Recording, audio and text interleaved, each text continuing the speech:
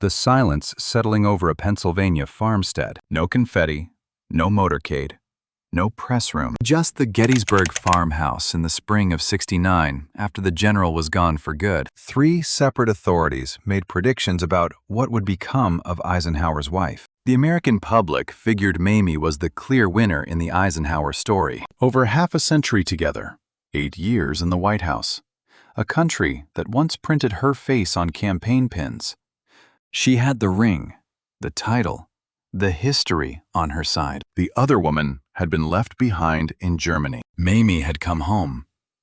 General Marshall, the man who warned Eisenhower in 1945 that divorcing his wife would kill his political career, believed that preserving the marriage meant preserving the man, and that whatever was preserved would be worth whatever it cost. The historical record predicted the Eisenhower marriage would go on just the way it had been presented for decades, the model American partnership.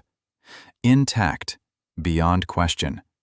All 3 of those calculations were wrong. Mamie Eisenhower outlived her husband by 10 years. She spent most of that time alone on a Pennsylvania farm. The National Park Service oral history tapes, compiled by historians who interviewed her family and staff, described a woman who, at times, seemed haunted by the past.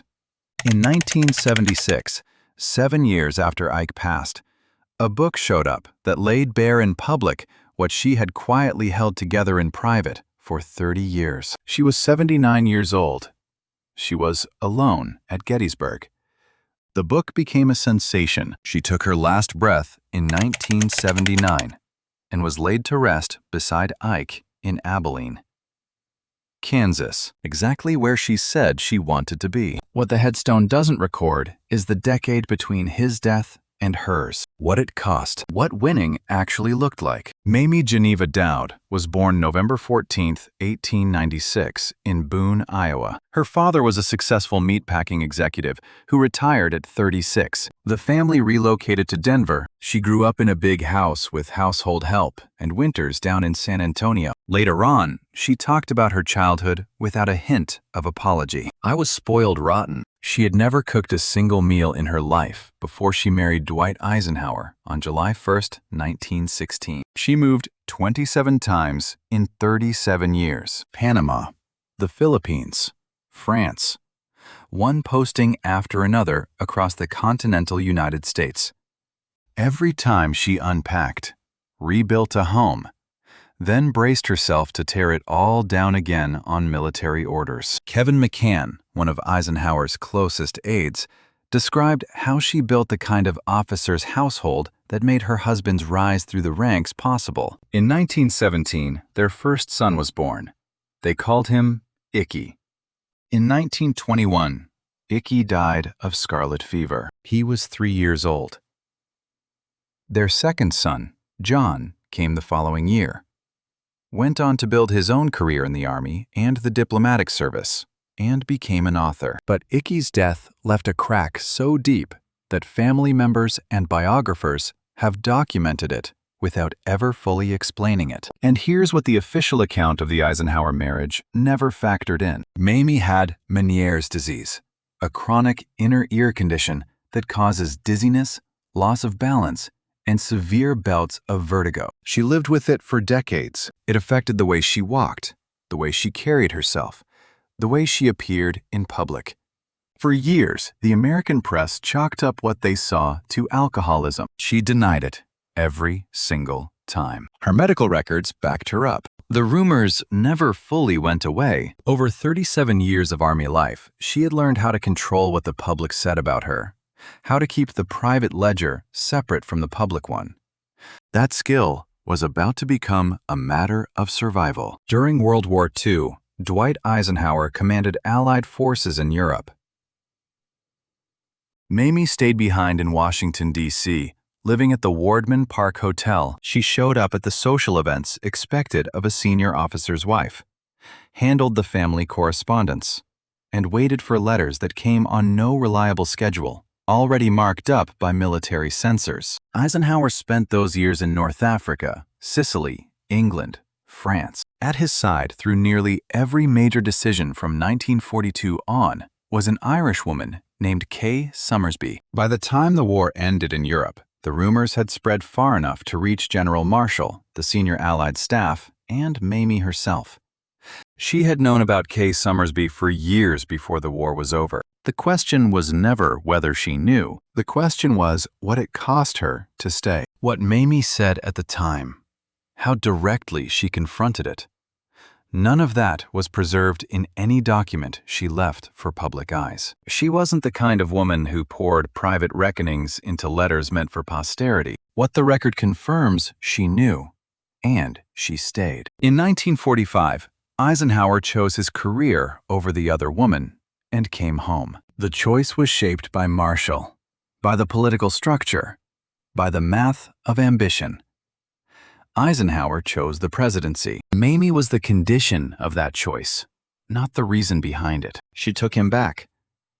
She carried on. In 1950, the Eisenhowers bought the farm at Gettysburg, Pennsylvania, the first piece of property they had ever owned after 52 years of marriage. 27 moves, and finally a home they wouldn't be ordered to leave. In 1953, Dwight Eisenhower was sworn in as the 34th President of the United States. Mamie ran the White House with near total control over its budget and schedule, an authority rarely granted to any First Lady to that degree. She hosted dozens of foreign heads of state. She was recognized across the country as a fashion icon. The campaign buttons read, "I like Ike." By 1953, the public clearly liked Mamie, too. She showed little interest in policy and rarely sat in on political discussions. Her territory was the visible domestic world surrounding the presidency. By just about every account, she was very good at it. When Eisenhower's 2 terms came to an end in January 1961, they drove from Washington to Gettysburg through a snowstorm. The Secret Service escorted them to the farm gate and headed back to the Capitol. After 8 years of federal protection, that afternoon, they were on their own. Dwight Eisenhower died March 28, 1969. Cardiac arrest. Walter Reed Army Medical Center. He was 78 years old. They had been married 52 years. Mamie stayed on at the Gettysburg farm. The National Park Service put together oral history tapes over the years that followed, interviews with family, friends, and staff, conducted by historians Edward Beers and Todd Bolton. Grandson David Eisenhower called her the gentle Eisenhower. Warm, deferential, entirely devoted to making the family structure work. She had happily put her own life behind the general's. The tapes noted, she took enormous pride in the simple things that went into making a home. But the tapes also captured something else. She spent her final years in loneliness, at times appearing haunted by her husband's death in 1969. That word haunted didn't come from a tabloid.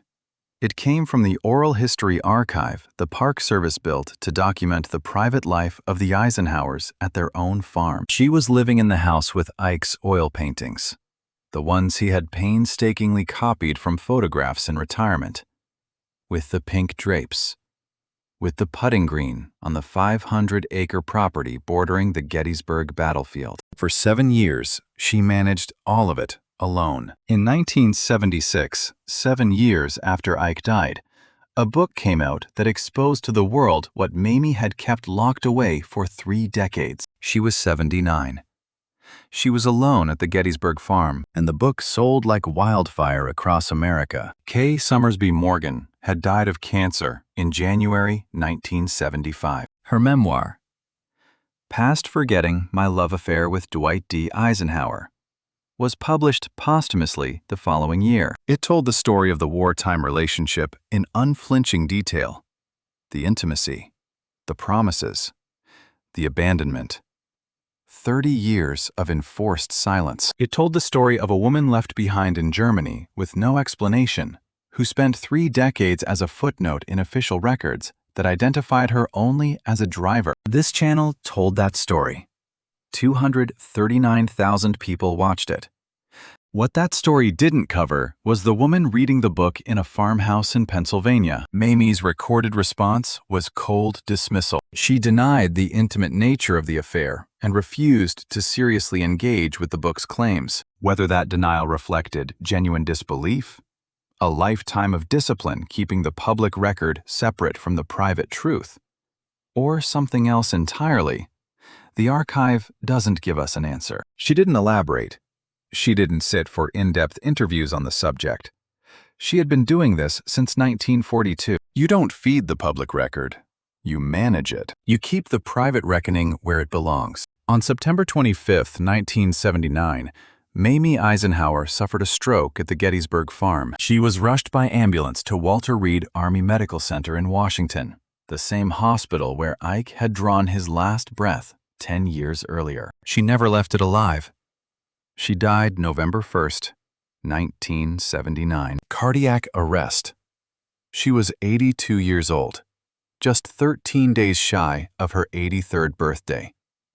She had outlived Ike by 10 years. She had outlived Kay Summersby by 4.